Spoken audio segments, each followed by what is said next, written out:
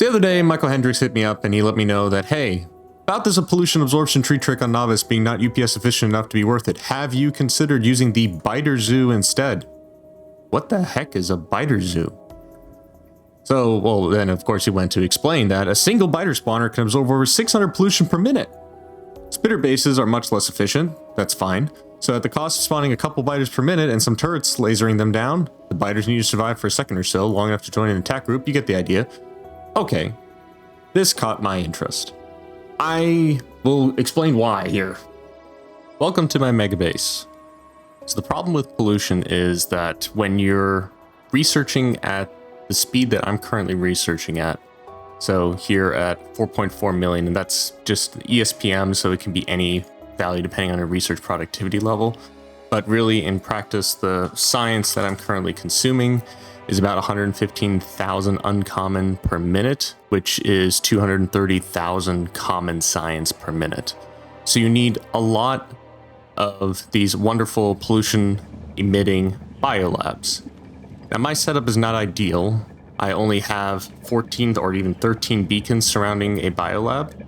So I need more biolabs than I actually need for researching this if I had actual 16 beacon configuration. So I plan on eventually fixing that so I can have a 16 beacon setup. But take that kind of as the fact for now that that is my biggest pollution creator. So if we look at pollution statistics here, you'll see that, yeah, the biolabs consume or produce the most pollution per minute at about 216,000. If they were fully beaconed, they'd be closer to 211,000 because I'd need less biolabs. But the point is, those are the biggest emitter. So why is this an issue? Well, it's not necessarily a UPS issue. I don't really have a statistic for how much is being consumed by pollution. But I'll go ahead and show, here's my pollution cloud. So as you continue to scale, you're going to need more and more biolabs, right? And you're going to get to this point where I can't even fit the pollution cloud completely within my viewfinder and the max zoom level of being zoomed out as far as possible with the map view here. So, and just in perspective here, if we look at, we kind of want to have an understanding of how big this is about 57 and change, let's say tiles in radius, so let's just say 5,600 there. So 5,600 squared times pi. That's fine. That's good enough. That's about 98 million tiles of pollution that are tiles that are created. So that isn't a really big problem itself. It just becomes a problem with how do you deal with it. So the main thing is you can even see in my hotbar here, I have my Spidertrons right now in the hotbar. And the main reason is because I would use them.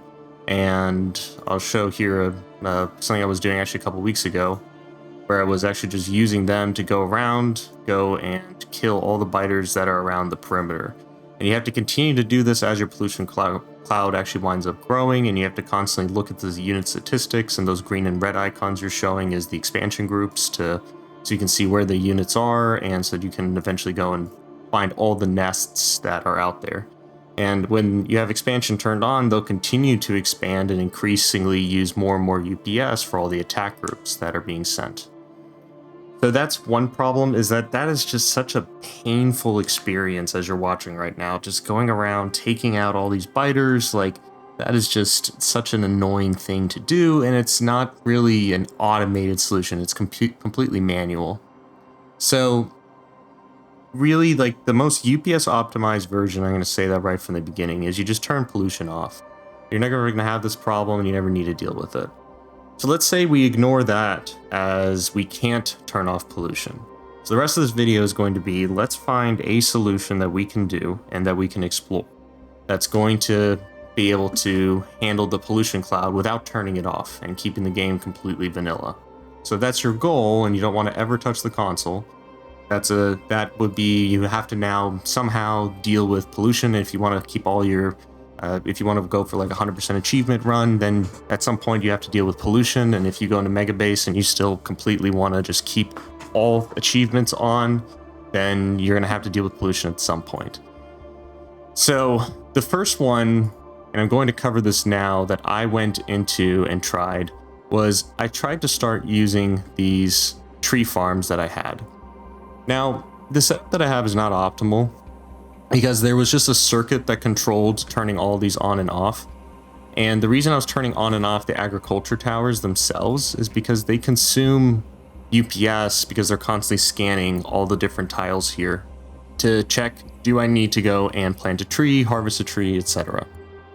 So down here is a setup that I used to take all the wood that comes in, turn up, basically convert it back into the tree seeds, and those would be delivered by bots.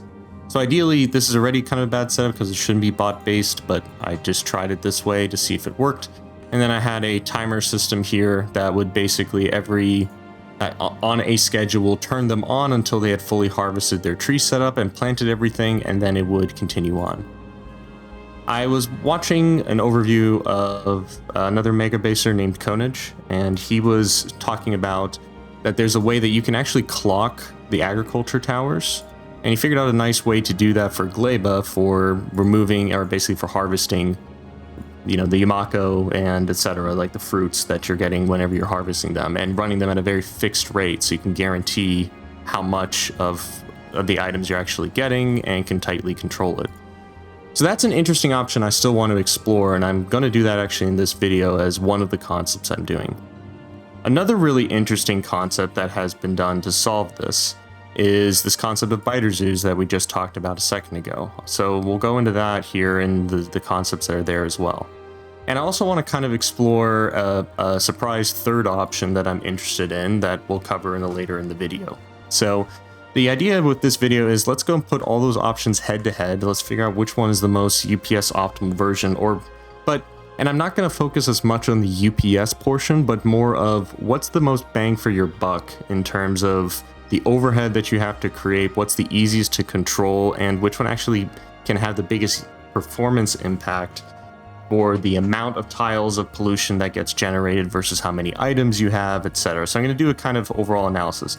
I will say, like, benchmarking this is really hard because the pollution cloud doesn't grow in a kind of, it grows from its epicenter, so you know where it's going to grow, but it's hard to test without, like, effectively one-to-one which one is UPS affected, because they're not all equal in terms of how they interact with pollution. Like, they're not all equally effective. Like, it's not as easy as me going to, like, one of these, let's say, blades that I've just recently designed in my videos and saying, well, this one is consistently producing 240 items per second. Cool. Therefore, this is going to be the best build because you use the least UPS and I can measure the UPS. With pollution, it's complicated because, like, a tree, for example, right? A tree it has an RNG chance that whenever the pollution or the pollution values, let me show this, let me turn off these things. Okay. So you can see here that this has 71,000 pollution in its tile. That's already a big problem for me because there's so much pollution that has been absorbed in here because I have no measurement for taking it out. So it's just egregiously large and has now stagnated, but takes that many tiles like we talked about before. But what I'm trying to get at is that within a chunk, which is a 32 by 32 tile, and you can see by these little black lines here, whenever a chunk gets over 60 pollution, then the trees start to die. The trees also have, there's a chance that it's going to die. It's not guaranteed, but in practice, there's some numbers I'll talk about later on what the practical timings are and at scale.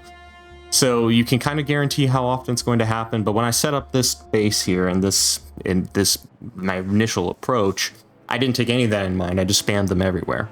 So I have way too many agriculture towers for the actual demand that I have at the moment. So I'm curious about, so the other problem though too is when pollution grows, and we'll go to the edge of the pollution cloud here now. Let's get all the way out here, and the UPS or the compression algorithm from YouTube's probably gonna hate me for that.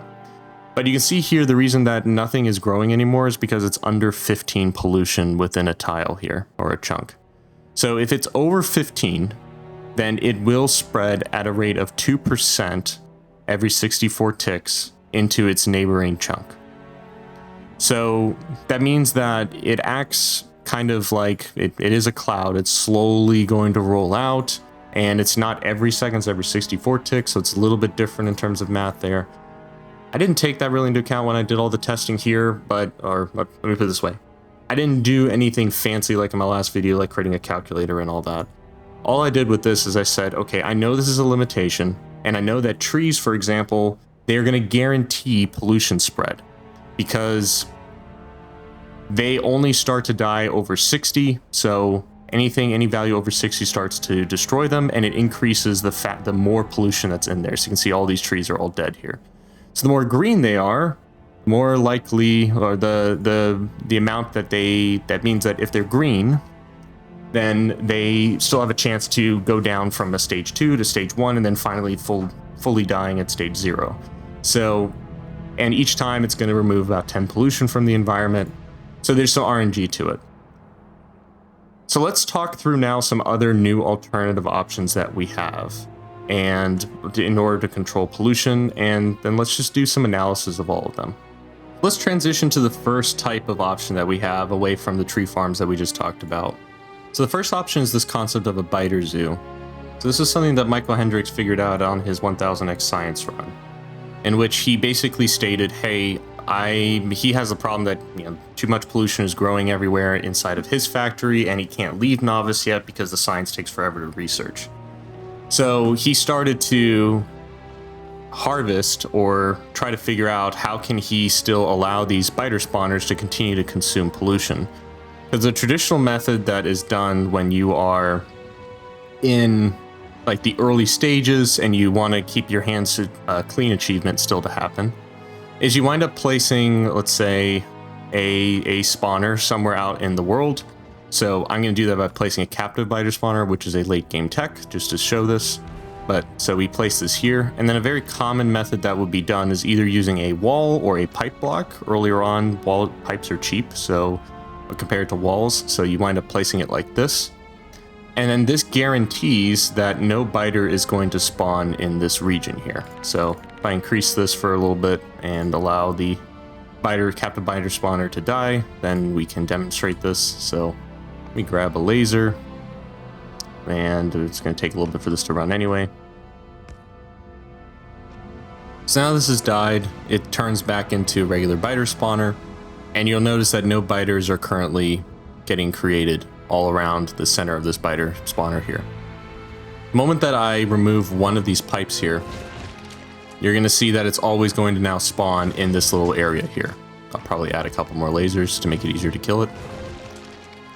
But you'll notice that it has a chance of sometimes it's going to spawn a medium biter, sometimes a big biter, and sometimes a behemoth biter. And each one of those on the right-hand side consume a certain amount of pollution. So the medium biters consume 20 pollution. Most of the time here at the evolution factor that we're at, which is 100%, they're going to have a big biter, which is, and that's going to consume 8 pollution. And then every once in a while, you're going to have a behemoth biter. So it turns out that's kind of guaranteed, and Michael Hendricks figured out some of the timing on that. So one of the first things that I wound up doing was I said, okay, I'm curious about first just the mechanics, because he described like a really interesting thing that we can abuse to continuously grab more pollution out of these biter spawners. The reason being because if I pipe this all off completely like this, the amount that this can consume, or a biter spawner, the biter spawner itself can consume up to a buffer of 1200 pollution in a given, like up until that point. And then the only way that it can remove that pollution is by generating biters. So if it can't generate biters in the way that this is being done, then it doesn't absorb pollution, so it doesn't benefit you. So a problem that happens though, and I'm gonna show a couple debug options here. So there is a unit group info. This is really critical for us here. So I'm going to demonstrate what will happen here if I delete this. You're going to notice here that whenever this thing spawns, we're instantly destroying it with these lasers. So whenever that happens, there isn't going to be, and we got to wait a little bit for the spawner to decide to go and do something. There we go. So whenever it's spawning, you're seeing that it doesn't even have a chance to do anything. So what I mean by that. So normally what you want is you want your enemies to be forming and joining this blue icon here. That is an attack group. When they join an attack group, at that instant, the biter spawner actually consumes pollution. If you kill it too early, like in the setup up here, then you're removing that chance, and this is just as bad as just completely covering it with pipes. So you can clock this on an interval, but the issue with that too is that you now have other problems that are, and I tried this already earlier, I'm not even going to show it because it was such a terrible setup, but I had clocked them all on a water, and maybe I'll just show like an overlay of what that looks like here. But there was just effectively just, there was like basically an area where I kept all of the units in a specific little area, and they all had one of those little dots which were filled in with landfill, and those were the areas where they could spawn. So, and then I would just destroy them on a fixed interval. So the problem was they weren't guaranteed to be joining an attack group, and that was really finicky, and it only worked on water, so I scrapped that idea. So let's talk about the concept more of it a whole now that we're back over here. So you can see here in this example, these are all consistently joining an attack group, and they only have one way to enter or exit from the water here. So this works out pretty good because now all these biters are going to usually die pretty quickly. They're not aggroed by the lasers, because if you place it too close to them and you don't kill them, then they are going to just immediately try to attack these lasers here. So you can see here that this is like within the region. So we put it a little bit further over here, wait for this thing to spawn, and you'll see that it's going to try to quickly get over to the lasers. And okay, these are overkill. These are legendary lasers, so we need to have it a little bit outside of it. So that's a good example of showing that it's joining an attack group. And then now I'm assuming it's trying to join. Oh, great. No, we have biters on the loose. Okay. Well, let's deal with that. So this is a good example of the distance away. So one of the things that I found out in practice was that they won't be aggroing a laser here, and you can see here where it's trying to decide and turn its and start to attack it, is if they are within if the laser is within the path that it's going to spawn into. So you can see here it immediately goes and attacks it, but then decides to not because it joins this attack group instead. But it will go and attack it eventually if it's within its path. So there is a place and a distance of getting just far enough away where you're not aggroing it immediately, but close enough where you can destroy it consistently. So the way that I found this out is that there's kind of a fixed radius around it. So, and this was kind of interesting to me. Let me make sure that did I do this correctly here? No, this is still the old blueprint. Let me just create it here on the fly. So I need this to be 16 tiles in all directions, and this is going to simulate the center of a biter spawner. So it would be like this, and then up here, and then around in a corner.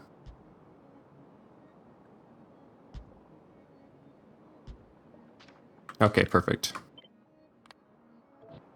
So this is what's considered the most likely attack group. So let me go ahead and just update my blueprint now to account for that. Perfect. Okay, I can delete all this.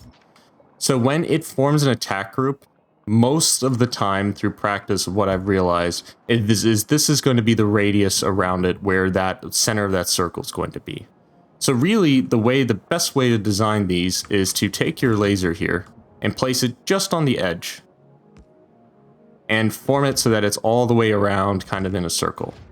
So I'll go to a design that explains that here next, where I actually incorporate this methodology, and that works really consistently. Okay, so we're here in my test world that I had set up, and this is what I'm calling a microbox, so to speak. Went through a couple different iterations of design, and this was the kind of the best designs that I could come up with using that kind of most likely attack area or attack vector.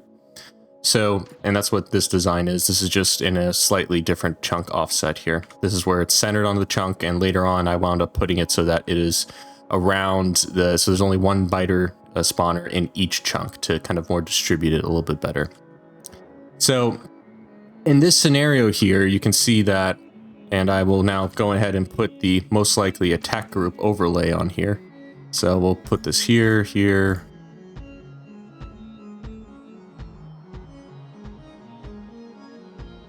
Okay, the attack groups are going to form usually on any of these corners all the way around it. So I'm going to go ahead and let this, and I want to show the pollution because this will be interesting for something I want to talk about later. First pass here, these were placed down as captive biter spawners. And in all of my test worlds, they're very close to completely converting over to normal spawners. There's only 814 health here, so this will take like 14 seconds, so we'll just speed it up to make it happen faster. And what you're going to notice with the pollution here that's really interesting is that there's a huge spike right in the beginning as the biter spawners now absorb their initial 1200 pollution, and then it tapers off. So that spike is kind of related to the number of spawners that are here. So there's 12 total, so 12 times 1200, and it's going to effectively then, what would be the math on that? That would be, you know what, I'm not going to do it in my head, even though I probably could. And 14,400. So that's how much pollution they can absorb. It'll show though, and you'll see that it spikes here much higher than that. But that's just because the rate is showing that. It's not how much it actually practically absorbed, right? So you're seeing that this is 14,400 plus a little bit more from the other biters as it's consistently spawning them right now. So I'll go over this in more in depth in a second because it's really critical for the surprise design that I have in the end. But that is an interesting stat to take note of. So next, what am I talking about here? You can see that this attack group is forming right around this borderline. And I saw that just in practice as we continue to run this faster. You're going to see that in isolation, they're going to form on one of these little grid patterns all the way around. So in essence, what you want to do when you're designing these, as opposed to some that I designed that just went really terribly, and I'm omitting all of those designs for the sake of time because I've designed probably over 30 different combinations of these just to kind of experiment with it. So the TLDR on this is that, and I'm going to remove these because these wound up not being needed anymore. The reason I actually included those was that if you place these too close to each other, then their attack groups start to change. So what I mean by that is, like, if I take one of these designs that I have here and I place them right here next to each other, most of the time they will, and we'll just go ahead and just let this run here for a little bit until they eventually die, and that hopefully will showcase it. They will start to create attack groups that are now joined within a chunk near them. So now this whole rule of where they're going to join completely goes out the window. So it becomes unpredictable at this stage. So that's kind of an annoying thing, is now your density is more chaotic, and it still works. They're all joining attack groups, but you just don't get a lot of density. And these are very... It's kind of hit or miss. So you can't design them too close to each other. Otherwise, if you do, then they won't always join attack group, and or they'll get aggroed on the laser turret itself. So there's like a spacing that really matters. This design here is what you're seeing is the best one that I came up with in terms of like UPS performance and trade-off. And the biters usually just stick around for a little brief period of time as long as there's active pollution in that area, and that's here, right? So we have active pollution. The moment though that the and you'll see here, we are overshooting pollution. And that's kind of a problem with this, even though I am constantly creating about 10,000 pollution per minute here. This is this chunk here.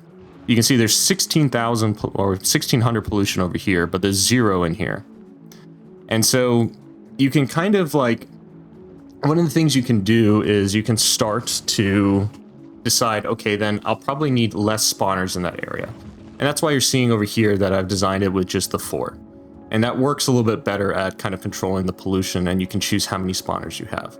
That's really the only choice that you have. The only thing that I would recommend that if you do go with biter zoos is that instead of, you have to be careful to not spread them out too far. So for example, a bad choice for a design would be if I place them here, here, here, and here.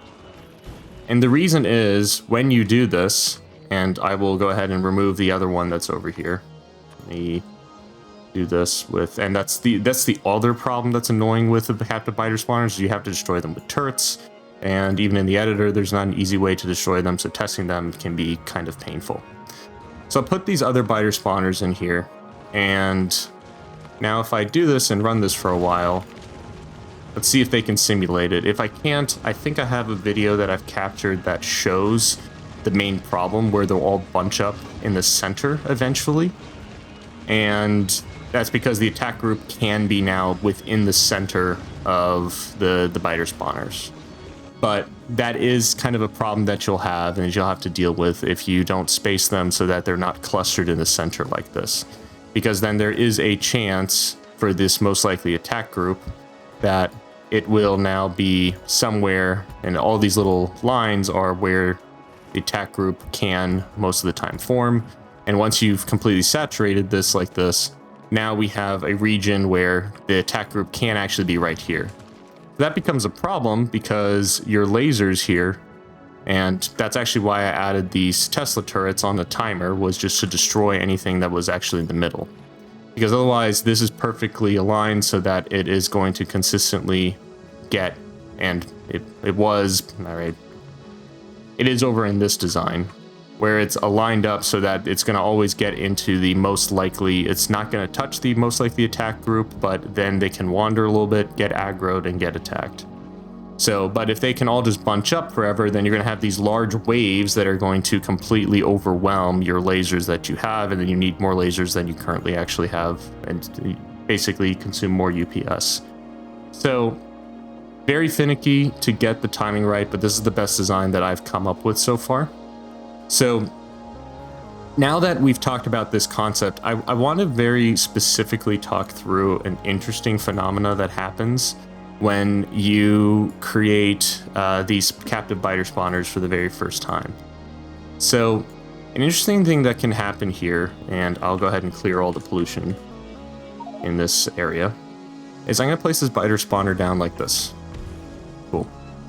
And then what I'm going to do is I'm going to go ahead and put everything around it like this. And then in order to simulate pollution values, one of the easiest things that I've done so far is I grab a heating tower like this. And I just kind of, when I look at where it is in the chunk, cool. I can keep it in the same chunk. It doesn't matter. I just have to put it somewhere. And then I grab from the Editor Extensions mod by Rayguard. I'm just putting this infinite fuel so I don't have to worry about it. So this starts to emit pollution.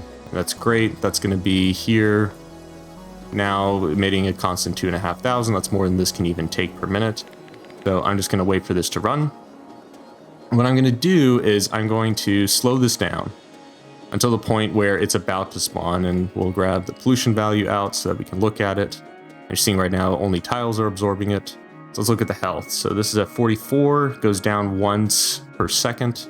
So let's just get this a little bit faster until the point where it's about to turn over. Let's wait, and there we go. So I'm going to pause this. Let's look at this in real time. You're going to see that big spike that I was just talking about earlier. And let's wait until this basically completely tapers off here. You see it's at a really high rate right now, 1.8K per minute. And then it's going to eventually slowly taper off and go down to 0 because no biters are spawning. But the timing here is really interesting. So right now, the pollution in this chunk here got pretty much instantly removed, right? Now, one of the things that I noticed through this is if we continue to run this, is this will continue to go until it gets up to the 1200 pollution that it has.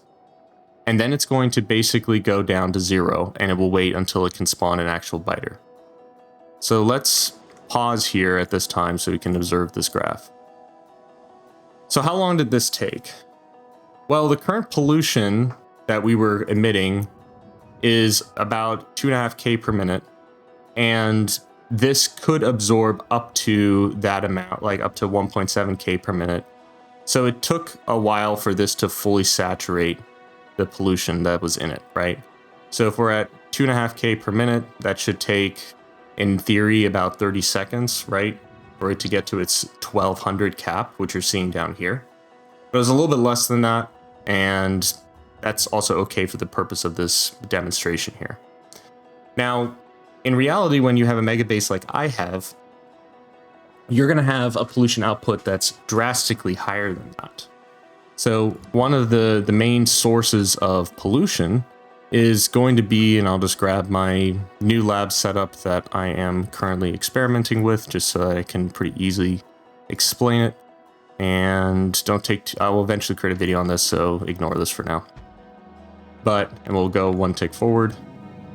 So in the best case scenario, you're going to have a biolab like this that's fully surrounded by 16 beacons. We do that a lot in mega basing, just have as many beacons as you possibly can to reduce the amount of buildings that you have. So this individual biolab, as you're seeing on the right hand side, emits a pollution value of 203.84 per minute. So if you have all of these closely within a particular chunk like this, it's going to be 4 times that, or about 800 pollution per minute that you're outputting. But that's going to spread relative to your source. So you're seeing here, this is the center of the pollution cloud, and everything is emitting at an equidistance all around it.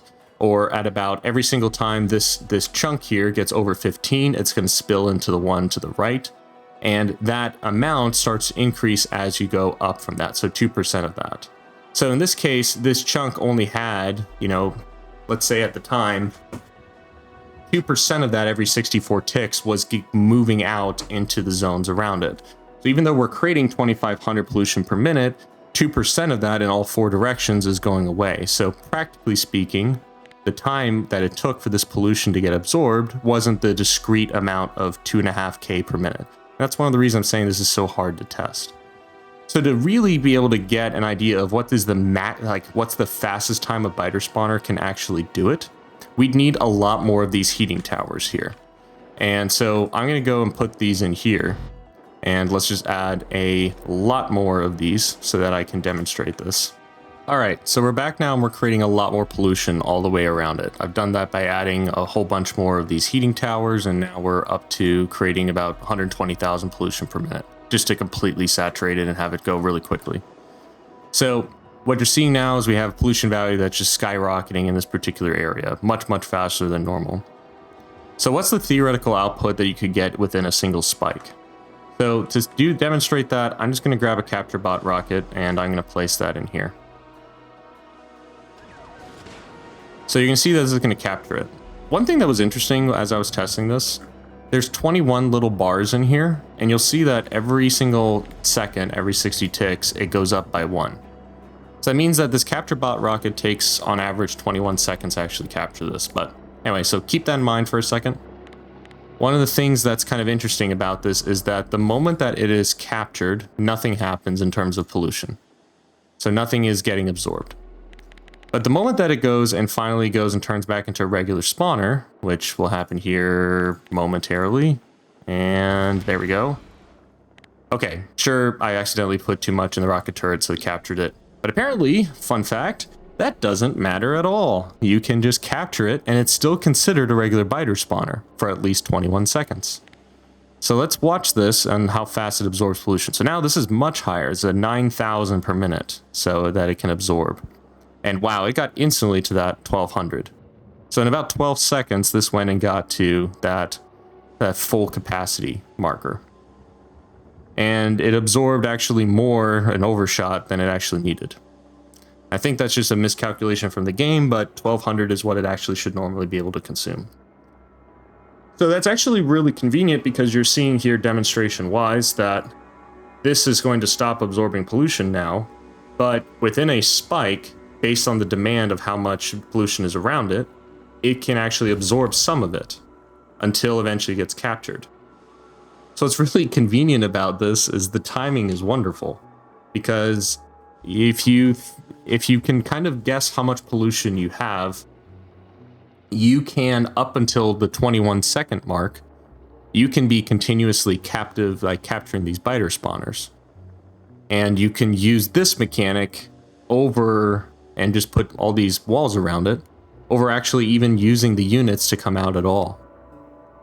So this was kind of a really interesting discovery, because I discovered it just like that test scenario I showed a second ago, and I was just going through it naturally. I saw, oh, there's a big spike. I didn't think anything of it.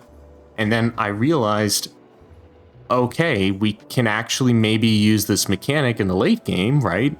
We have the access to rocket turrets, and we have access to capture bot rockets. Now, bot rockets are not that expensive, but they have the complication that you got to bring in bioflux from Gleba. But in the end, you're doing that anyway, because with the actual lab setup, you're going to be trying to create Promethean science, and so you need to harvest eggs to send it up into space. And you can only do that on Novice. So you're bringing bioflux in anyway, so okay, so logistics is not so bad to go and create a couple of captive biter spawners.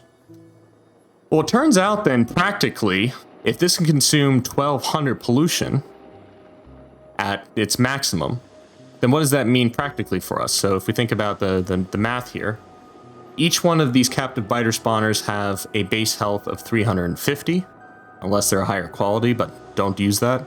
So if we're at the normal quality, it's 350 health. So that means if you don't feed it bioflux, then it's going to take 350 seconds for this to until it turns back into a biter spawner.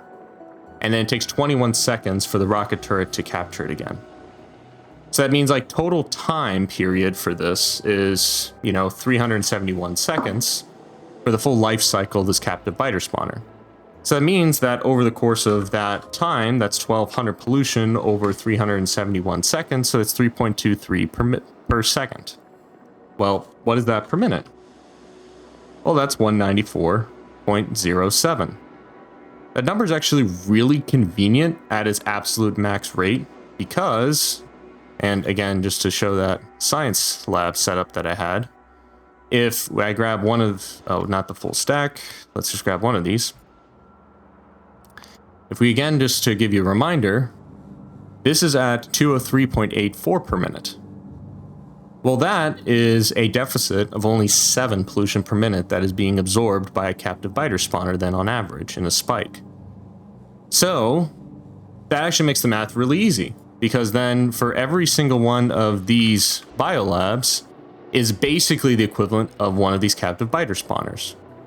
So you could be really cheeky and you could go and say, okay, I'm going to actually start placing these captive biter spawners right in here with all my labs, and then allow them to reduce the pollution at the source.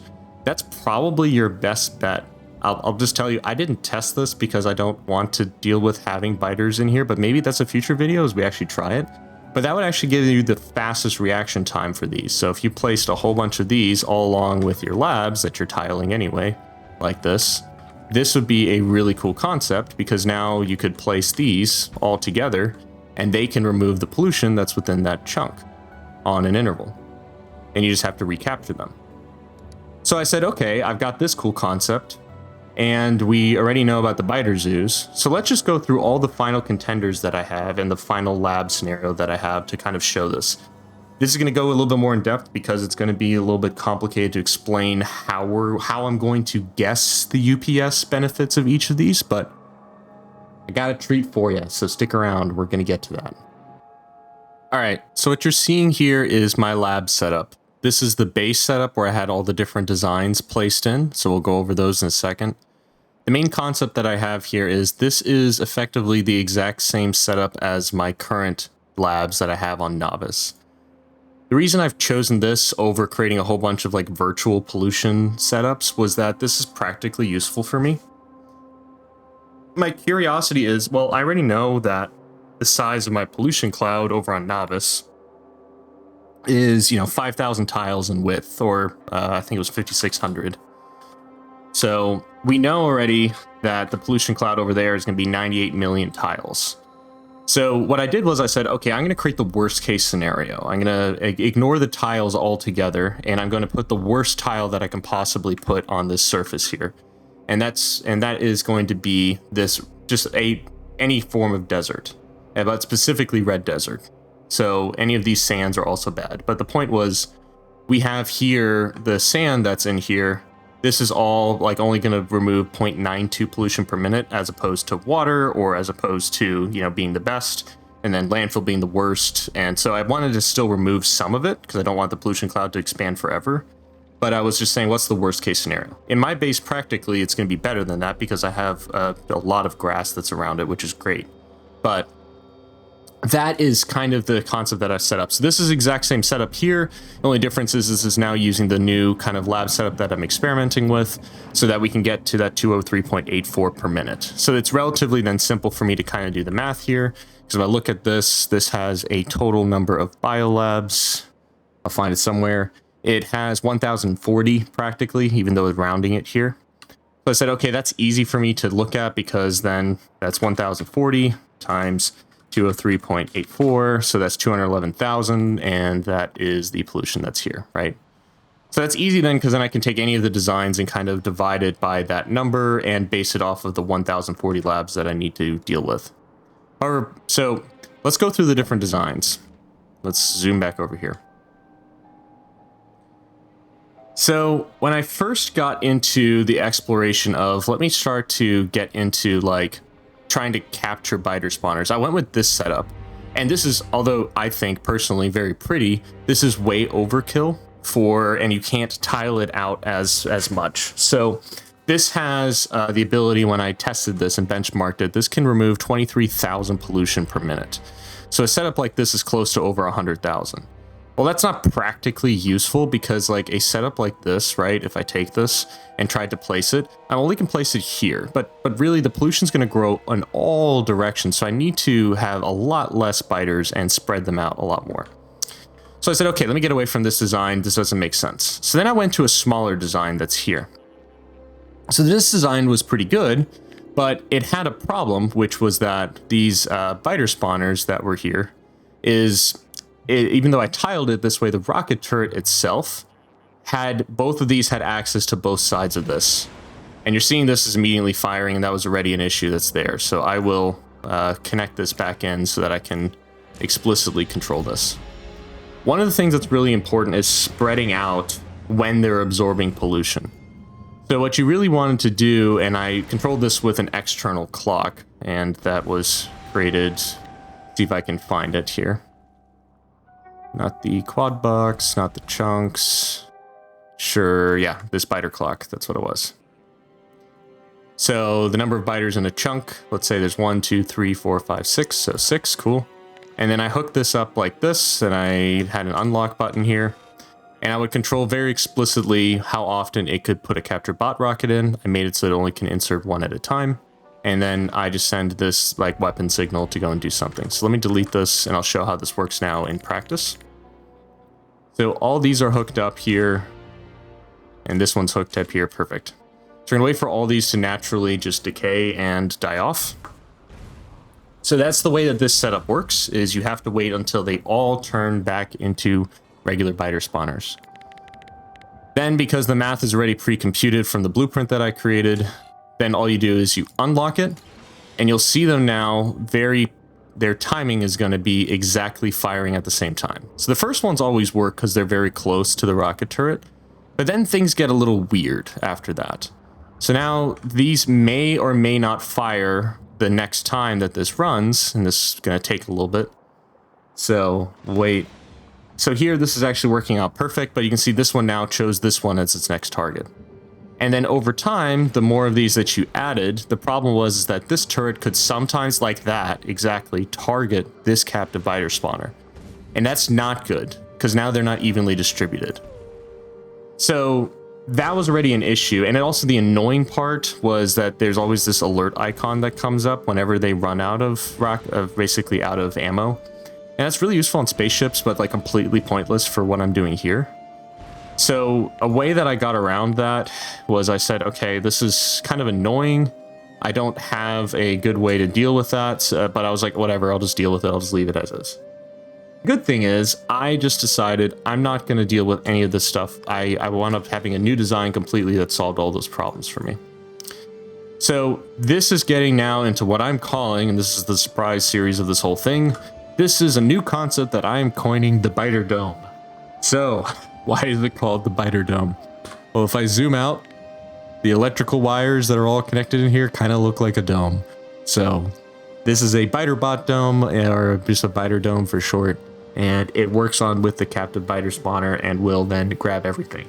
I've used instead of using the square tactic, I've actually perfectly designed this to fit within the radius of one of these rocket turrets.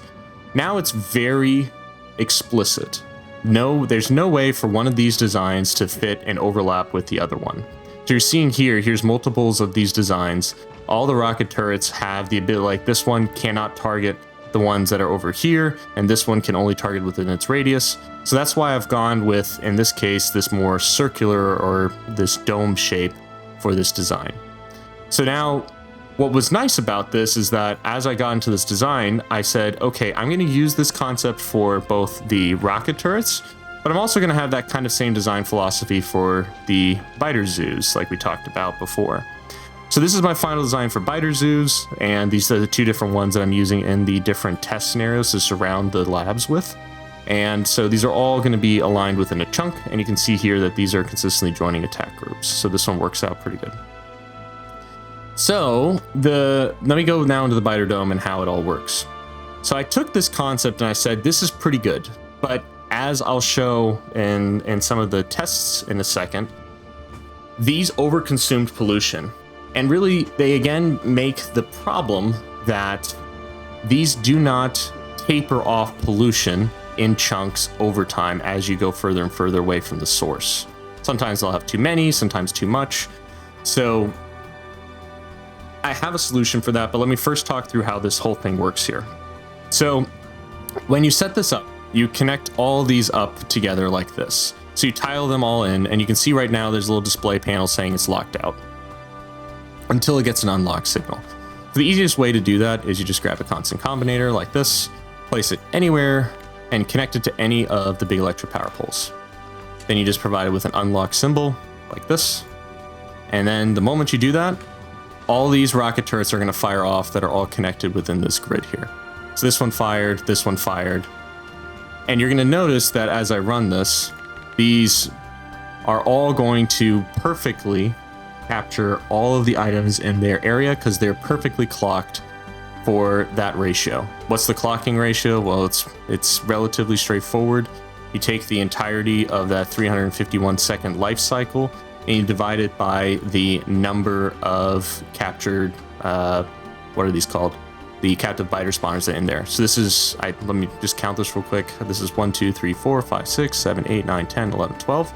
So 12, 24, 36, 48. So you divide that by 48. So that means that this only has to fire every 7.31 seconds, or in other words, every 438.75 ticks. So you'll see then in here that there is a clock that has 463 ticks. So I must have, either I just did the math wrong here, or I had done the setup wrong, or I counted wrong. That could also be the case.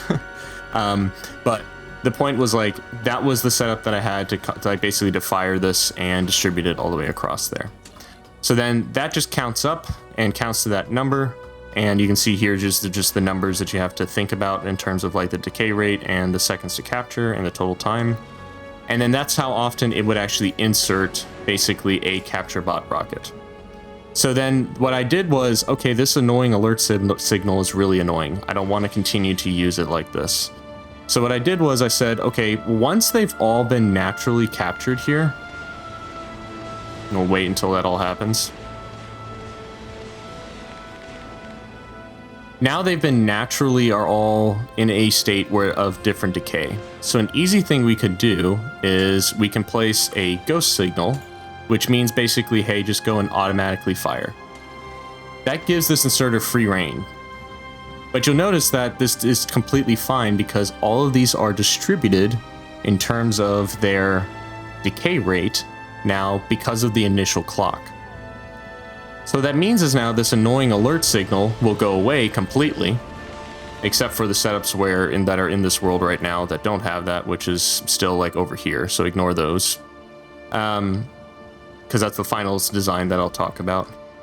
But this now gets you around that issue. So now you don't have to have the alert signal anymore, because once they've all been naturally set up, as long as you continue to supply them with capture bot rockets, then you're completely fine.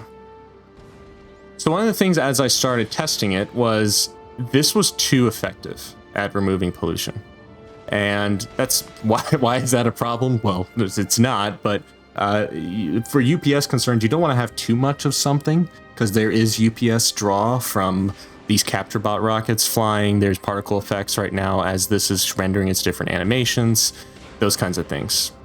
So what I wound up saying was, let me create this concept is good, but let me make it so that it's more dynamic in terms of how I want to design them. So that's what I kind of did. So I'll go over here to kind of explain how this new concept works. So I said, here's going to be my pollution epicenter. This is where the pollution cloud is going to grow from. And they're going to kind of grow from this area here where all the emitting sources are, all these chunks mainly, and here especially, and it's going to feed out this way. So I said, most of the pollution is going to go in this direction. So I created this new blueprint book, which is my biter domes. And let me grab the modules here and let's bring that in to explain it. So the way this works now is you have to align the first one to be on a chunk because they're on a 16 grid basis. But what this does now is I have a couple different blueprints that I've designed. So here's a 15 spawner, here's a 12 spawner, here is a 6, 4, 2, etc.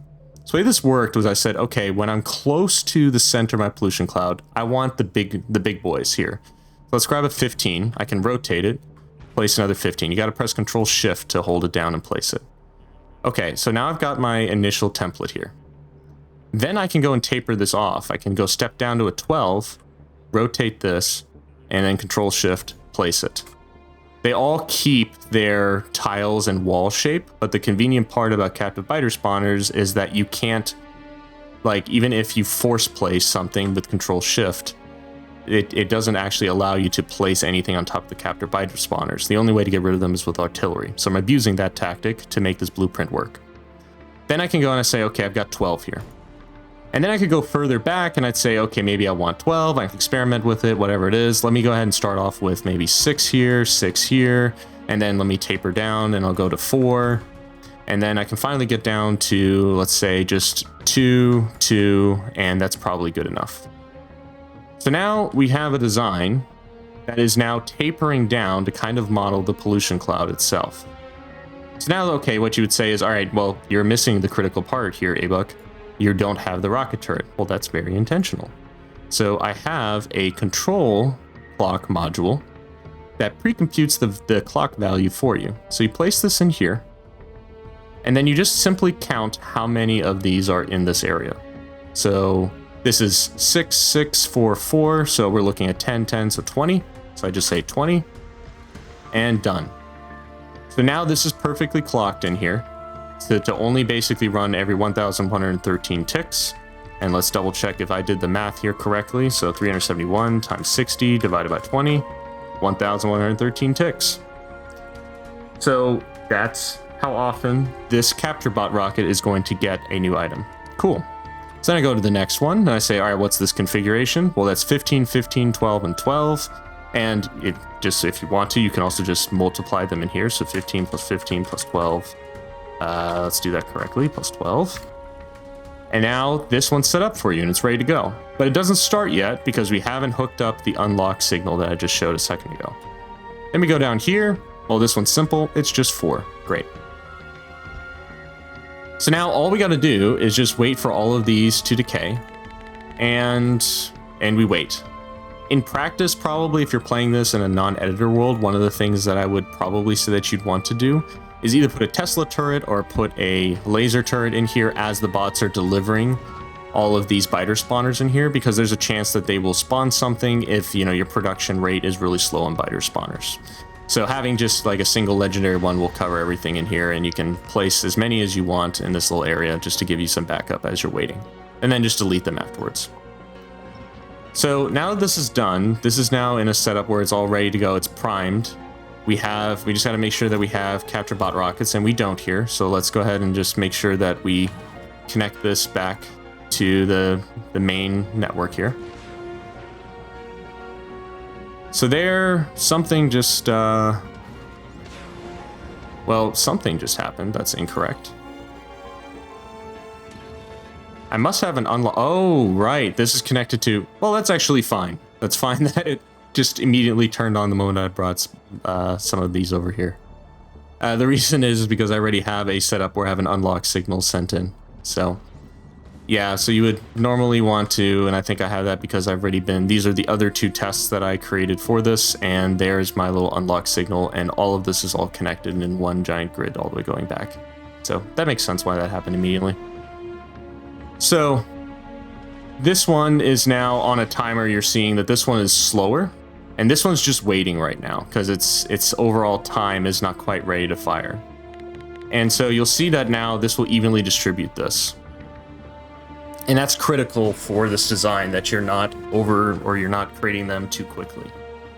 I guess in theory, one of the things, because these are in separate chunks, you could change the clock to be a little bit slower than this so that it wouldn't always go around like this, but it's fine for like the intensive purposes of like what I'm designing here. So you could have like 2 rocket turrets, but then it's still not a guarantee.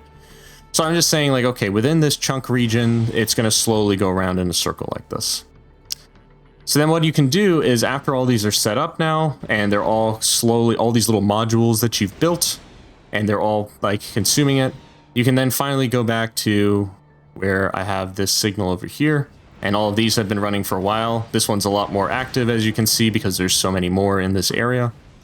But now we can go turn on the go signal, free fire, and then this alert's completely going to go away, and they still are going to maintain their original clocks because they're now just natural clocks. They're decay rate clocks. So this is now the 2 designs that I came up with the 2 tests that I have. So the first one that I came up with was that exact scenario that we just built, but it had a 12, well, that was over here. So 15, 12, 6, 4, 2. This wound up being a little bit overkill, and still, so I stepped it down to a 12, 6, 4, 4, and then 2. But you can see here, this is really composable. You can just basically continue to have less and less of them. And you can also, you can't easily go down, but you can easily go back up. So if you wanted now 6 of these, and again, you probably want lasers in a real world to deal with it, you could go in here, hard, like Control Shift, place it down, and place a couple more spawners in here. And that's it. So that's this kind of biter dome concept that I came up with. I'm also going to be experimenting with this. So we do have tree farms as well, and I'm still going to keep them around because I want to benchmark and test with them. One difference that I made, and I talked about before, that I'm now, I figured out some of the clocking ratios that you can use for this. So long story short, the biggest reason these are always consuming so much pollution or UPS is because they constantly run for a period of time. So just like the captive biter spawners, we want to evenly distribute them. Well, a particular agriculture tower is going to have up to 27 items that it can plant. So it's a 7 by 7 grid, minus the 1 spot for the agriculture tower itself and its connections to hook up and connect things. You can do it with bots too, but it's the same space. So I've opted to use belts here. And the way that I've done this is I say, okay, I know that a tree takes a total time of 10 minutes to fully grow. And then basically the agriculture tower is going to then, all I wanted to do is every single time a new tree forms, I wanted to go and pick it up and place it. And you're seeing that it's doing that here, right? It's only activating and then immediately turning off. And so we can look at that by showing the active time. You can see that these are completely red here. So that means that they're inactive, and they're only active for the period where they're actually dropping it down. Again, this is a concept that Konich came up with for being able to clock the agriculture towers on Gleba. And so I'm just using that same concept here, and I've just created my own clock for it. So the way that I've done this is explicitly, this looks at the wood that's currently in it, and it says I'm only operating when there's less than 4 wood, because each tree seed is going to turn into 4 wood when it's fully grown. So with that, when this is now, the way that this works is I have a clock in here that is based on the total time that it takes for a tree to harvest. So that is, you know, we'd say 10 minutes times 60 seconds and then 60 ticks. That's 36,000 ticks divided by the total number of items that can actually be within here. So that's 47 trees. And that's 765.95 ticks is how often this needs to be enabled to pick up a tree. And so I just rounded up, made it 766. So it's slightly slower by like fraction, but that's fine.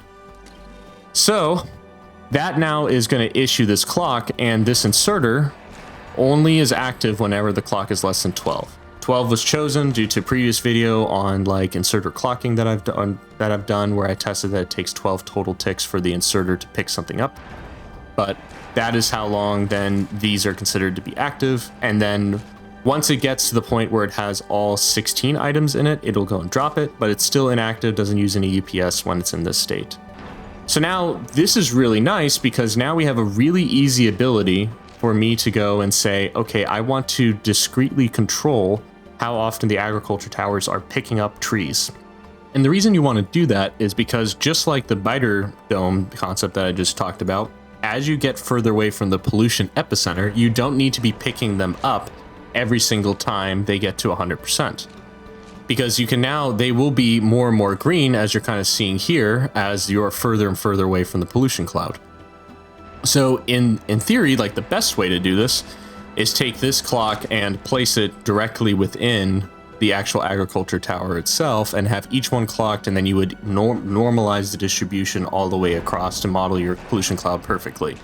I did not take the time to do that. This video is already going to be very long, so, and I've spent about 2 weeks researching this, so if you want to go and do that yourself, I'll have a blueprint specifically, and I'll just release this whole entire thing so you can look at everything in here. I have for trees an agriculture clock tower that is specifically designed where you just pick basically the number of trees that are in there. So you can do that and you can distribute a little bit more evenly. The way that I've done it is to say, this is a row, it's going to have a clock. This is a row, it's going to have its own clock, and so forth.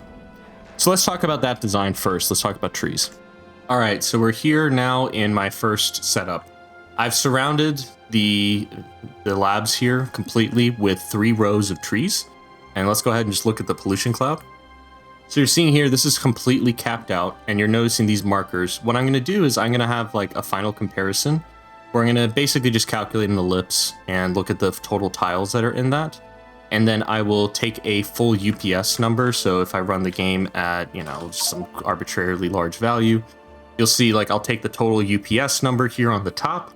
And I will just say like, okay, how big is the pollution cloud? And then the ratio of how much UPS is the top number divided by the actual pollution cloud size that has leaked. That's going to be a ratio, and that'll be my number for which one's the best. That's going to be kind of how I'm going to do this. So, because really like your bang for buck is like, you could just have one row and that's less UPS, right? But then your pollution cloud's a little bit bigger. So it's kind of like you pick your poison. How big do you want your pollution cloud to be? Do you want to be fully, completely contained and then use more UPS for that? It's up to you. You pick your size. So you just, we'll figure out at the end which one's the best. I don't even know in the making of this video which one's going to be the best yet. So it'll be a surprise for me too. What you're going to notice here is that effect that I was talking about. So let's go through first the way this works. So I have 3 loops. They go all the way around counterclockwise. The seeds come in here, and the excess wood that we don't need anymore gets recycled and destroyed. Anything extra that can be used is going to immediately be turned to seeds. We keep a small buffer here in case, I don't know, you need bots to go and fly around. I just kept it in there just because that's how I practically use in my base. And I had like some status lights because I like lights. So that is just showing whenever they're full, and then these all come in. So they come into 3 banks. So we have this first row, which we talked about. This is running at full speed. That's 766 ticks that I talked about. Then there's the next row. That one stepped down to be 1.1. And I could honestly probably even slow this down more because you're seeing how green these trees are. And then down here, this number is even higher because this only needs to pull items very, very infrequently because these are consistently still being green down here. And so you'll see now with the number of leaves that are in here, as you get closer to the center of pollution, well, they basically start to decay like this and start to die off.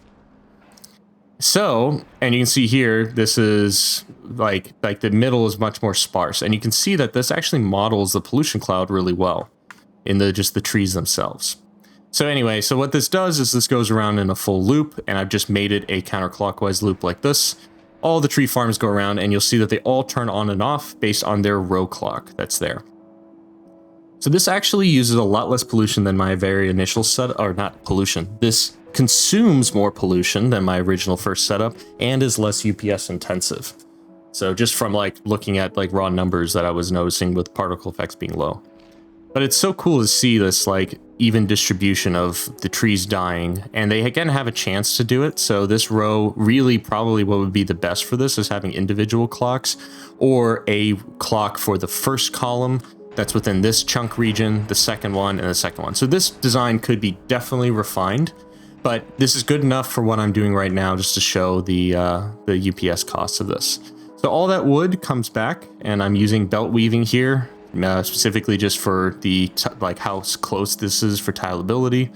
And I'm not using bots because, well, bots have an overhead, right?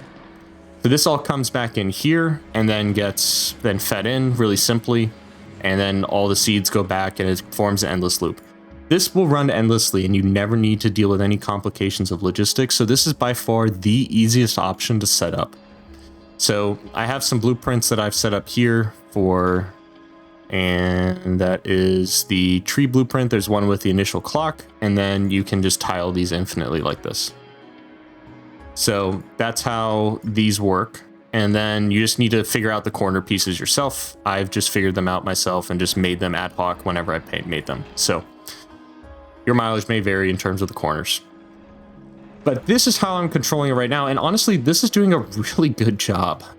This pollution cloud, remember, when I originally was doing this in my mega base, the pollution cloud was larger than the screen view. And so this is way, way smaller in terms of this. And also an interesting note here is you can notice that the pollution cloud grows a lot more outside of this. So there's a final design that I'll show that I will benchmark as well that kind of uses a hybrid of all the different approaches. Because like I said, the trees, whenever the pollution is over 60, they're going to spread. So you can see down here, these trees over here, well, they're not over 60 pollution very often. So they're green most of the time. So there's a very low chance that they're actually going to turn now into a regular, like a that they're going to actually decay. That means you're going to always have at least some leakage, and that's shown here. So it's fully reliant on tiles after 60, but really the amount that you're going to deal with tapers off pretty quickly. So you're only dealing with 1, 2, 3, 4, maybe like 10 tiles of distance. So like chunks. So not bad in terms of once you get to the absolute max of the trees themselves. So here's an example where you have a bad design doing something. So this was this original biter concept that I had, where they were firing in different directions, and the pollution cloud that actually grew from it here is a lot larger than the previous one. It's still way smaller than what I had, but it wasn't as effective. And so one of the reasons why it's not nearly as effective, and also cost-wise for UPS it's not as good, is because this needs a lot more biters, and they will, or not a lot more. I had tried tree farms here, for example, and this trees are doing nothing because they die instantly. So in this setup here, these can fire on uneven ones, and because they're just perfectly within a chunk here, there's a good period of time where, like right now, nothing's happening, and pollution can just leak endlessly. So there's still like 3,000 pollution here, so this is not nearly as effective. So now it's just full tiles. So these can leak a lot more because they don't have that tapering down effect that we have with the other version. So let me show that one next. So for this design, we've completely captured the pollution. So this means that this was too good. I say it's too good because the biter domes here are fully surrounding and capturing the pollution and is not letting anything emit. Where I'm kind of fine with that. Like, that means that effectively you're seeing this rolling wave of no pollution. That means that we're overshooting the pollution value.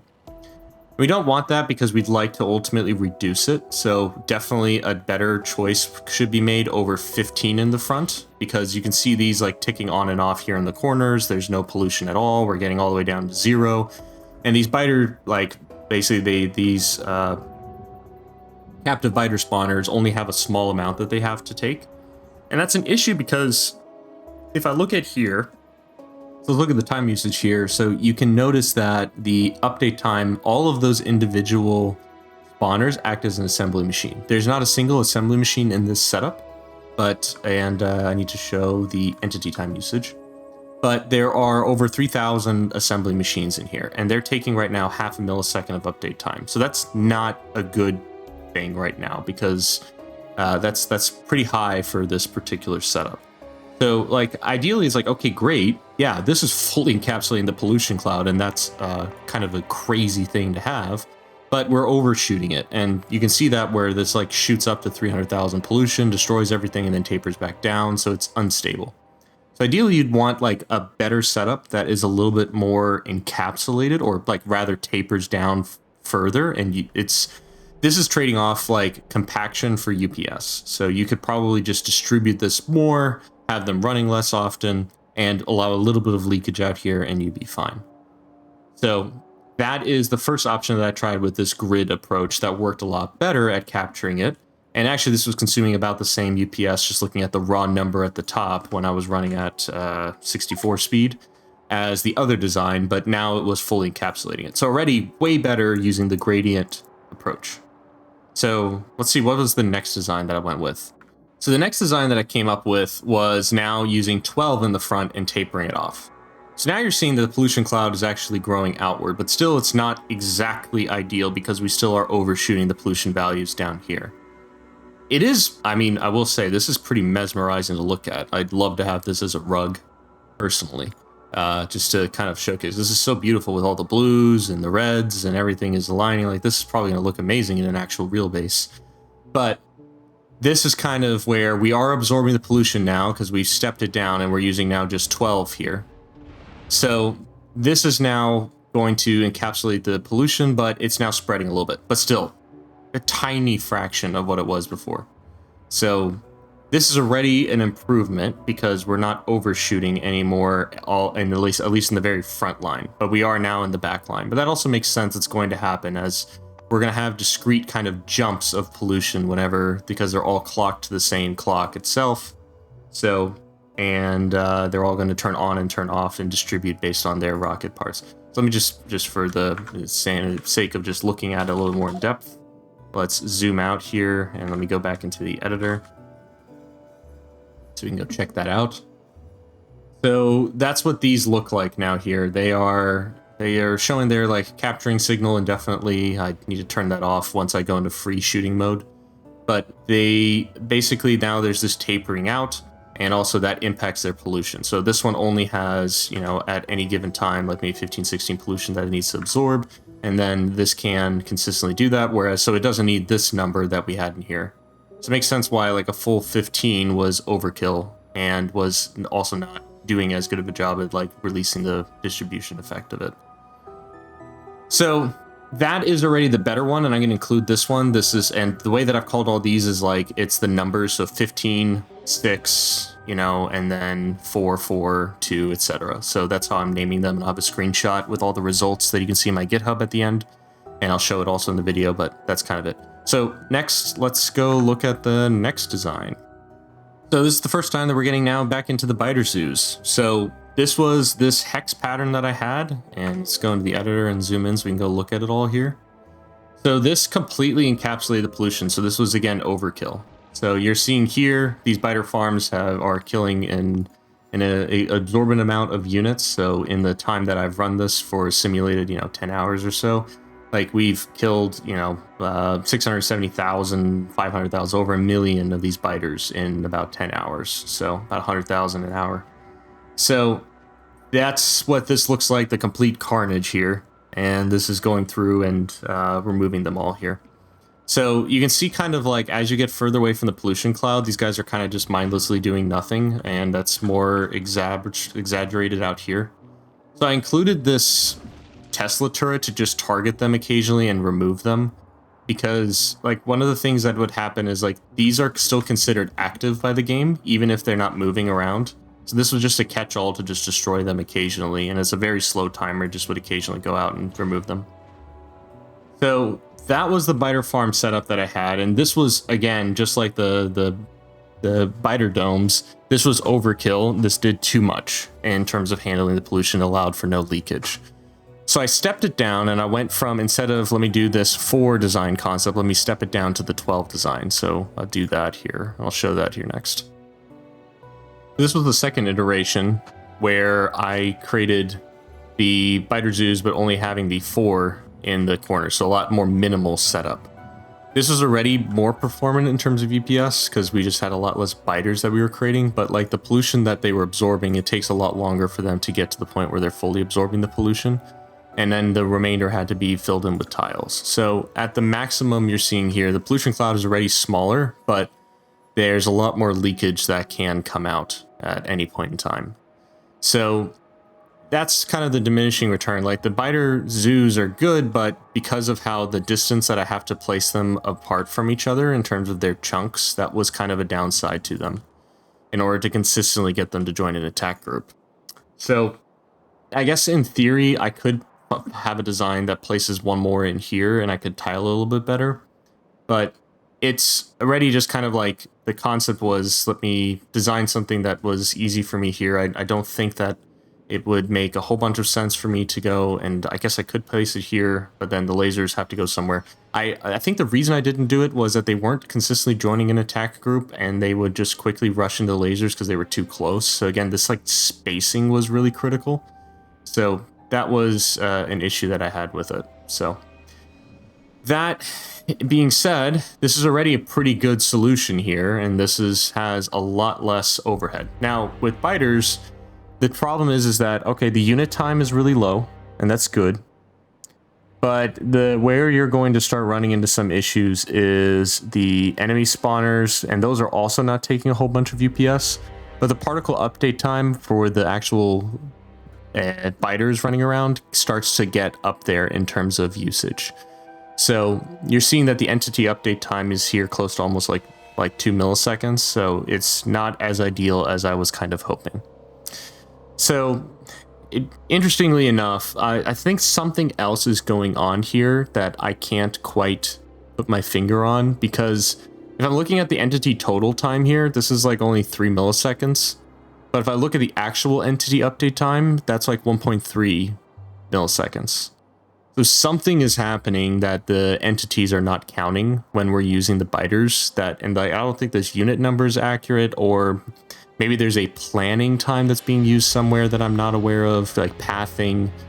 Because one of the things that is being used here, and if I go into the debug menu here, and I will show the enemy expansion chunks, there's nothing for them to calculate, but they are trying to figure out a place to expand to. The other one is there's also a path that these are constantly planning. So there's pathing like this, there's enemy expansions like they're joining a target and like for an attack group so that they can join in an expansion party and those kinds of things. So there is some nature to that as well. Anyway, further research could be done in serving if you turn off enemy expansion, that does something, but then again, that voids the some of the achievements that you can get if you run a purely vanilla base run. So again, trying to do things that are not changing your vanilla gameplay, so you can still do full achievement runs. But this is really viable, especially if you have like a larger center in the middle, like we just showed before, where it was completely consuming the pollution. So this works really well. And it's just, I'll run a benchmark and again, just take all these target numbers and we'll compute it at the end and we'll see which one's going to be the winner. Final design that I want to show is what I'm calling a hybrid solution.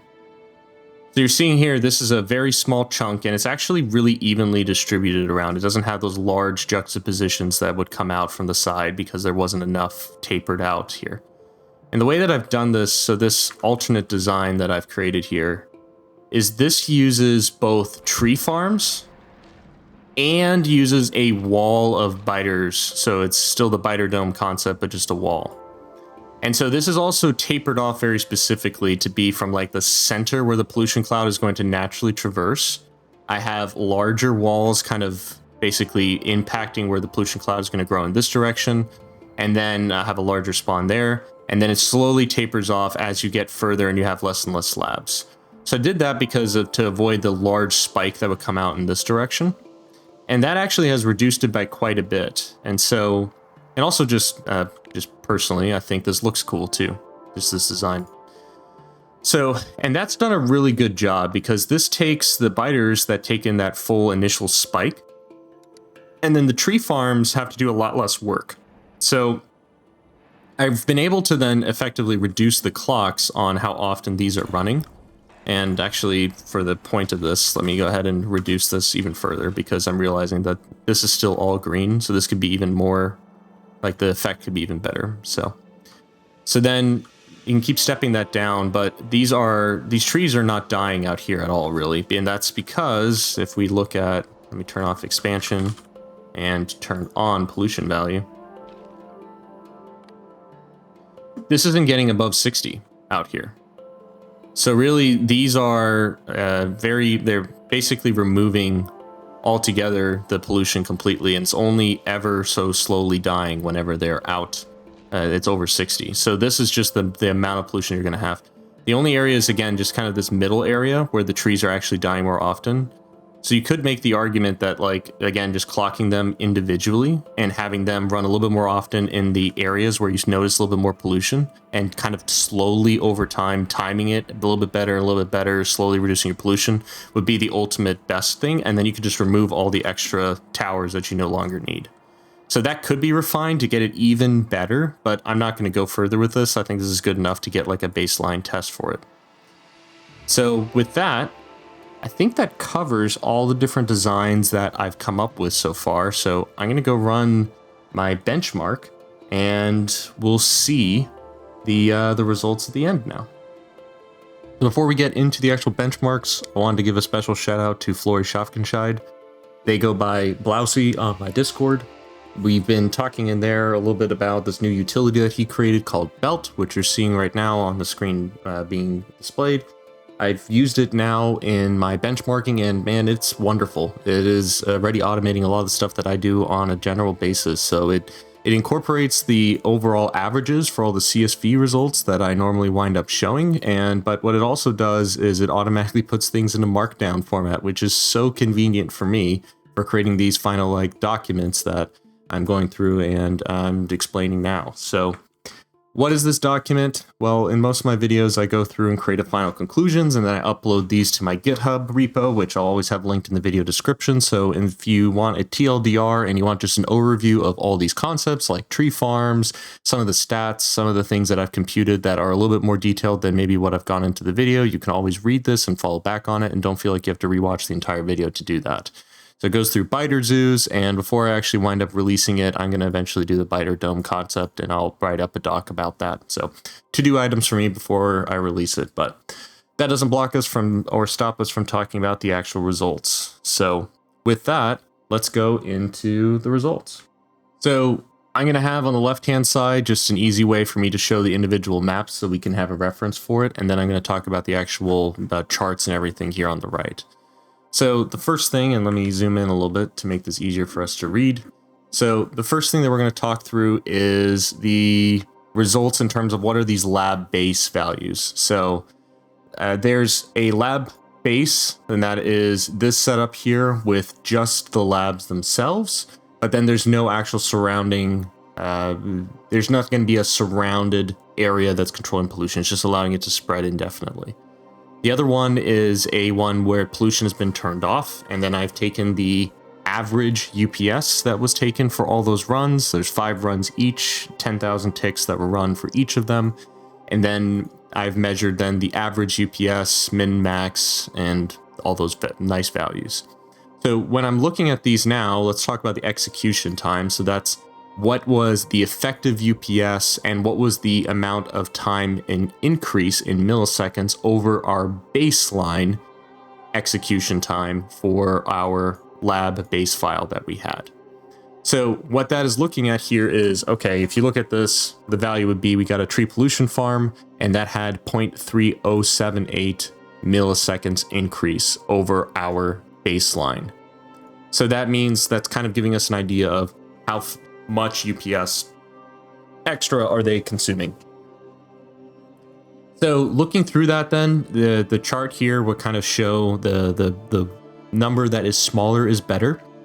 So just purely based on UPS, the tree pollution farm was the winner. Now keep in mind that all these different designs, right, have different levels of leakage of actual pollution. So I'm taking that into account with the final scoring, but just looking at it just at UPS numbers, the current configuration for the tree farms that are up here, well, this one was the best performer of the bunch. but it also had a pretty decent spread. So we got to kind of take that into account, because like if you looked at, let's say, this Bot Dome gradient, well, that one had, or even this one, the 15 spawner, this one had like a really good, completely consuming pollution cloud. But if you look at this one, the Bot Dome 15 spawner here, that had one of the highest, basically the millisecond increase in execution time. So we got to weigh these two things together, because all the designs are not equal, right? So the way that I've done that then, and here's just the raw millisecond execution times, the UPS numbers for each of these designs, right? So, and it's also, it kind of makes sense, like what I've said before, just turning off pollution gives you already a UPS increase. So if you just want to go for pure UPS and you don't care about pollution at all, or just turning it off, then definitely go that way. That's the best way to do it. Makes sense, because like traditional mega basing always had pollution turned off. So, and that's why. So if we look at the pollution cloud spread, the way that I've kind of computed this is I said, well, we know that the original base that I had on Novice had over 98 million tiles that were polluted.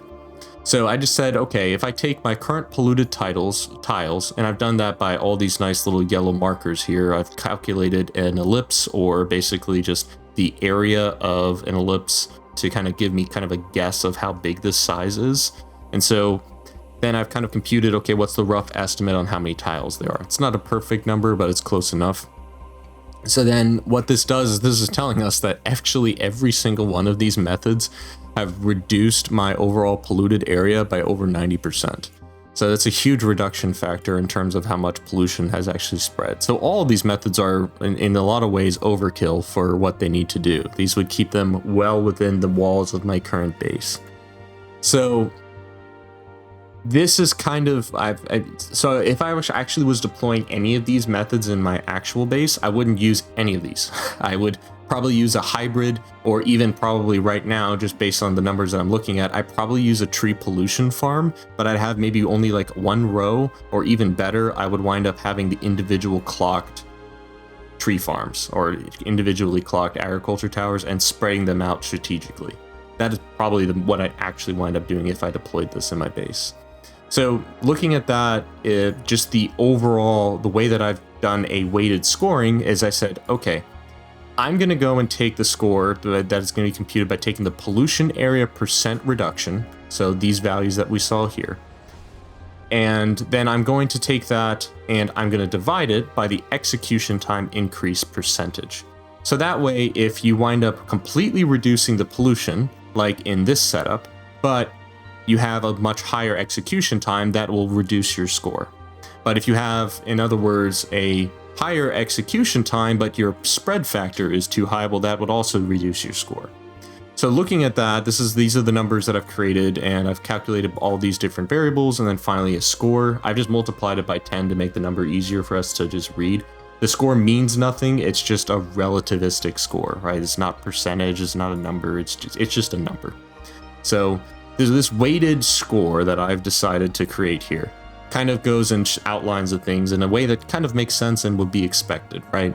So the tree pollution farm had the highest UPS, so it gained a small advantage from that, but also had one of the lowest spreads in terms of their actual pollution cloud that wound up going. So, 2,000 tiles in width and 800, or basically a total of 1,500 tiles in radius, and then in the upward direction, and then left to right was about 1,000 tiles.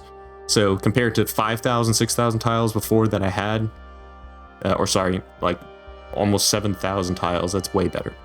So then the next one is this tree biter dome hybrid, and even though the UPS draw was higher, it still got a really good score because its reduction factor in the pollution was so much smaller than this one. And then as you go down to the Bot Dome 6 hybrid, let me find that one in here. Yeah, the Bot Dome 6 spawner. This one did really well because, again, it reduced the pollution cloud so well, but it wound up then also just having a pretty high UPS deficit. So if we look at this here, this was 0.5 milliseconds of update time. But compared to, let's say, the bot grid, that had a really similar increase in millisecond time, but it did way worse at removing pollution, right? So that's why that one was ranked much, much lower. So looking through this, then what this kind of leads me to my conclusion that kind of, if you think about it in terms of how much pollution you're removing compared to the method that you're using, your biter zoos actually wind up performing the worst and compared to the tree farm. And the reason why I'm thinking about that kind of come from all the testing that I've done over the last 2 weeks is that pollution is constantly getting spread every 64 ticks. So all of the biter-based methods are all discrete large jumps. Every time you wind up creating an enemy, that takes a lot of pollution out from that area. Every time you capture a spawner and it decays, that takes a huge influx of pollution away, but it winds up overly removing that pollution. You don't have too many items that can actually produce that amount of pollution per second. So they all kind of tend to overshoot, whereas the tree farms are really nice because you can really fine tune them because of how slowly the trees will actually wind up removing pollution from the environment. So you get a lot more fine-grained control and therefore need a lot less of them to remove the pollution in the same way. But this hybrid concept is really interesting because it allows you to say, well, I'm going to use the trees to remove most of the pollution. But then for the pollution that I can't handle, if I want a large spike of it removed all the time, well then the biter dome winds up working out pretty well because it's very easy to clock that and control it. And then the least amount of clocking and controlling is completely with just the biter zoos. There's no easy way to slow them down. They'll just constantly consume pollution. So once you set them, they will always be consuming pollution, and there's no way to slow them down over time as you have less and less demand. So there's no easy way to control them. So out of the control methods, the highest degree of control is the tree pollution farm. The lowest degree of control is the biter pollution, being controlled by the biter zoos. And then like a middle ground is the biter domes. And then, so that is kind of the conclusion. So am I going to put any of this stuff in my current megabase? No, I'm not going to do any of this. And the reason being because my save file size is already massive. And I can't do anything to reduce that without console commands. I'm not going to touch them. So maybe in a future, if I ever create another megabase, or I wind up increasing like if I go for a higher target SPM count where the pollution would start growing even more, then I'll consider maybe sprinkling in a couple of these tactics. But for right now, I'm going to just not include it in my current base until I have an increase in pollution. Once I increase the pollution, then at that point, then I will probably, if anything, just have a small tree pollution farm around my original, the main labs that are there. And I'll probably have just one row or even less than that, and just have like a little bit of reduction. And mainly, like, again, the benefit here is that we don't have to, like, this is a really good method that you can use as an alternative at the cost of a little bit of UPS to reduce the pollution cloud to a point where you don't have to constantly send your biters or your spidertrons to go as attack groups and kill everything that's out there. So I wish that I knew this earlier, because I probably would have used the pollution farm right around my main base and a lot sooner. And that would have reduced the file size, because right now it's like, again, 370 megabytes for that save file. I wish it was smaller. But what that means is the moment that you unlock the ability to plant seeds on Novice, well, that means you can already use the tree pollution farm tactic really well. And also the same time when you wind up, so the late game tech of doing like these biter zoos is unlocked at the same time that you could be using capture bot rockets. So if you're going to go for something at the moment that you unlock it, you might as well just go with the biter domes at that point. So that, in terms of just UPS and bang for buck, and also with that tileability of that blueprint that I'll have, you can easily just go and build it out to exactly the schema that you want. And it's also easy to also clock them, because you can slow them down even more if you want to and just let them just sit there for a while. So all our viable options, just overall, it seems like the tree pollution farm is the winner. So it seems like now with the new clocking methods that are out there, that is probably the best bet in terms of very tightly controlling it and slowing the spread of it. So that's the conclusion of what I wanted to showcase today. Again, all the blueprints of each of these different designs that I've showcased in the final series here is all going to be available at my GitHub. I'll have a link below where you can see the list of all blueprints, including videos in the past. Otherwise, just want to say thank you so much for getting to the end of this video. I know this was a lot of information, and hopefully you appreciate it, so smash the like button if you liked it. This took me 2 weeks of in-depth testing and trying different concepts out and trying to figure everything out, so hopefully the work here is appreciated. There's probably things that I could have done better, and I know that, but this was a very complicated subject to dive into, and hopefully I could do it some justice. So that is the conclusion on this. And I know in the very beginning of the video, I wound up saying something about and referencing the art of war. And if you think about it, the thing that I'd like to point out is that at the very beginning, I wound up saying two things. So in the art of war, capturing the enemy whole and intact, avoiding unnecessary destruction, and winning without fighting whenever possible. Well, the best versions do that, where we don't actually hurt them by creating farms with trees, and then with the biter domes, we don't hurt any actual individual biters. We just capture the actual spawners themselves over and over again. And in fact, I believe in the lore that they actually like the pollution, so we're just really just giving them a good time, in other words. And then otherwise, the other quote that I had was, the opportunity of defeating the enemy is provided by the enemy itself.